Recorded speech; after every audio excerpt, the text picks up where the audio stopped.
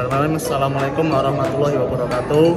Perkenalkan, saya Eki Sri Pratama, mahasiswa PLP Universitas Negeri 11 Maret di SMK Negeri 2 Surakarta. Nah, kali ini saya akan memberikan contoh cara membongkar dan memasang sistem pengisian di alternator. Langkah pertama, kita siapkan jobsit dulu yang disediakan oleh guru penapu praktek. Lalu ada bahannya, ada alternator, terus kita siapkan juga multimeter, multitester, lalu ada turbo. Nah, ini yang paling utama. Yang pertama, kita baca dulu jobsitnya, apakah keselamatan kita sudah terjamin sebelum melakukan praktek. Lalu alat dan bahan apakah sudah kita siapkan. Setelah itu kita baca dulu bagaimana cara membongkar dan memasang pengisian ini. Nah, yang pertama kita cari dulu bahannya, alatnya. Nah, alatnya yang pertama kita butuhkan kunci 10. Nah, kita cari dulu ya, kunci 10, lalu kunci 8, sama obeng plus. Tiga ini. Setelah itu kita baca dulu yang pertama. Nah, langkah pertama dalam membongkar ya.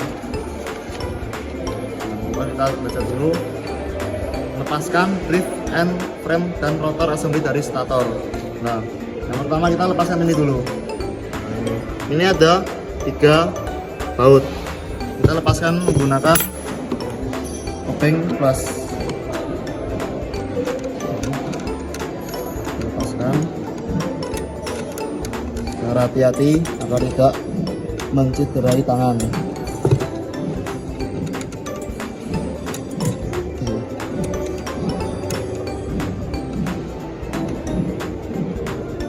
Yang pertama yang dilakukan coba tutup dulu.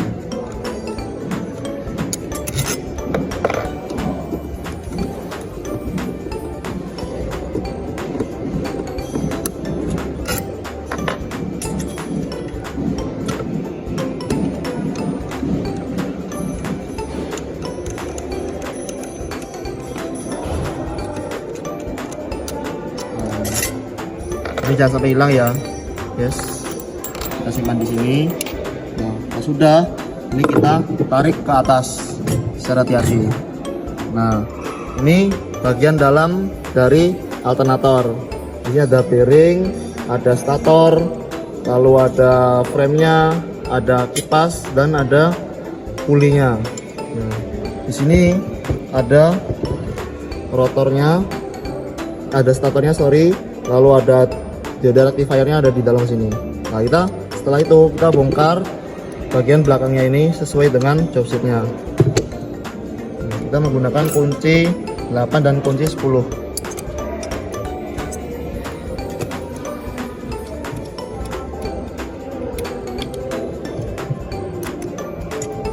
Kita buka secara hati-hati agar tidak mencederai tangan. Pastikan baut terlepas dengan benar dan dijaga dengan benar supaya saat memasang nanti tidak ada kehilangan baut.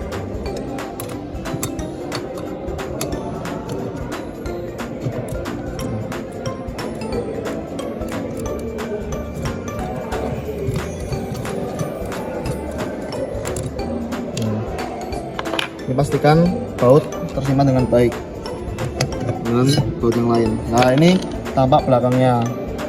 Ini hati-hati ya guys, kita simpan di sini. Ini frame belakangnya, ini karetnya juga, pelindungnya. Nah, ini bagian belakangnya. Di sini ada dioda rectifier, lalu ada stator yang menggunakan kumparan magnetnya tadi. Nah, cara pertamanya kita periksa dulu, kita lihat langkah-langkah yang ada di jobsit. Nah, setelah semua terbongkar, kita periksa rotor.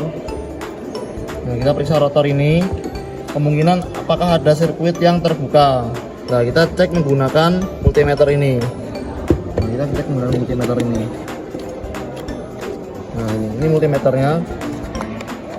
Kita cek, nanti kita pasangkan yang kabel warna hitam di negatif, lalu yang kabel warna merah di positif. Nah itu ya guys. Setelah itu kita periksa rotor. Nah, jika setelah kita periksa itu nanti tegangan tanpa isi regulator itu 3,9 sampai 4,1 ohm.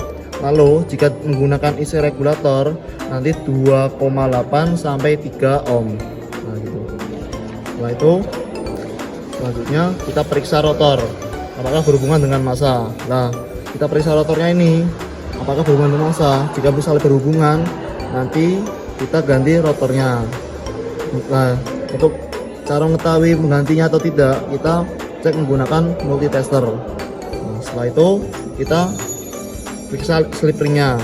Nah apakah slip ringnya ini mengalami keausan atau berkurang masanya, berkurang apa namanya, kayak ukurannya seperti itu. Nah kita cek menggunakan kita cek menggunakan kaliper. Nah, kita cek menggunakan kaliper.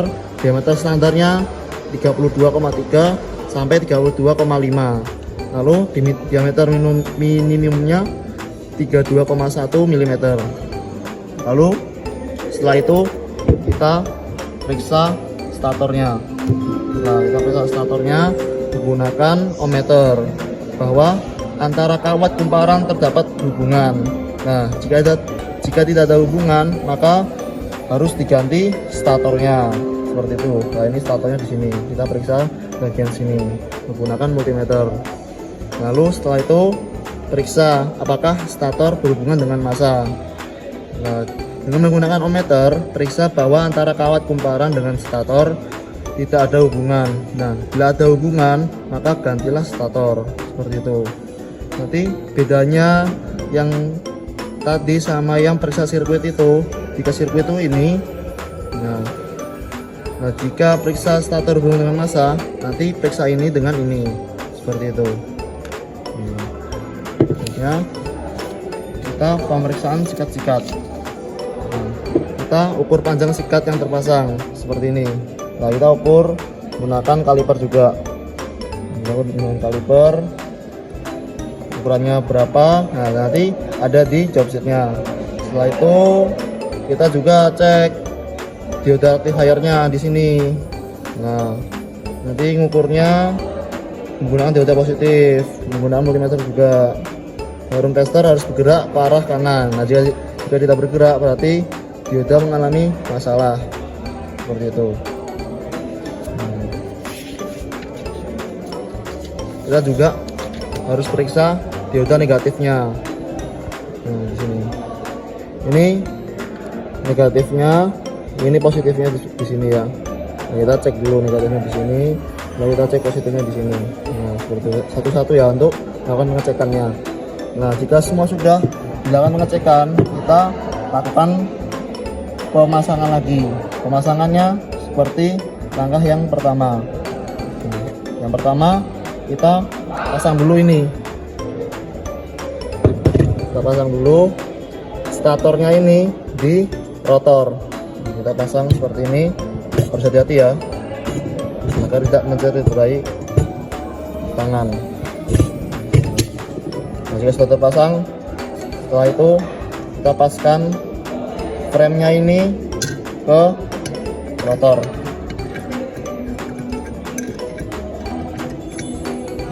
Nanti pasang dulu ya.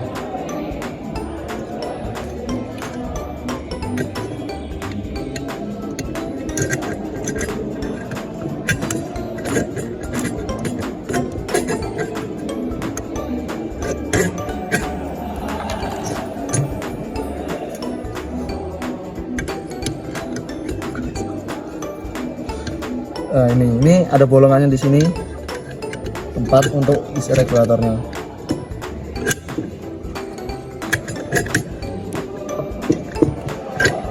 Nah, seperti ini.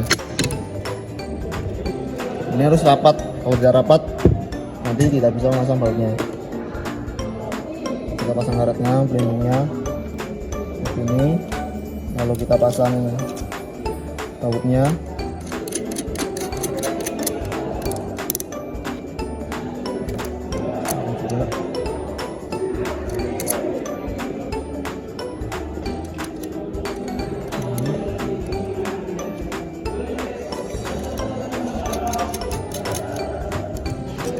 Nah, setelah terpasang seperti ini, kita kencangkan menggunakan kunci 8.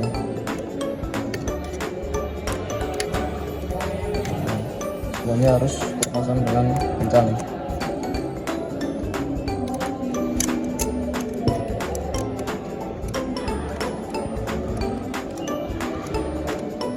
Jangan lupa yang kunci 10-nya juga harus dipasang.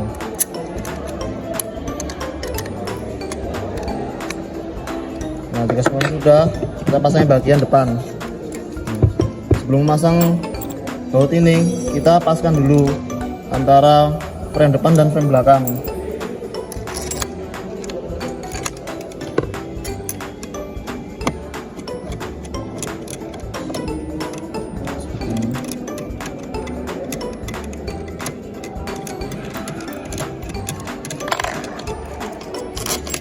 Harus terpasang dengan kencang ya guys.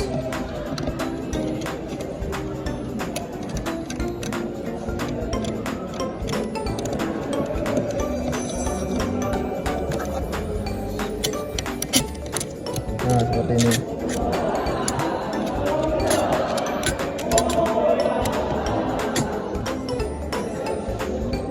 Nah, kalau sudah seperti ini, sudah selesai job sheetnya yang ada di sini. Nah, jika kalian masih bingung, nanti bisa dibaca lagi job sheetnya tentang cara pembongkaran sistem pengisian. Ya, mungkin cukup dari saya. Jika ada kurangnya mohon maaf. Wabillahi taufiq wal hidayah. Assalamualaikum warahmatullahi wabarakatuh.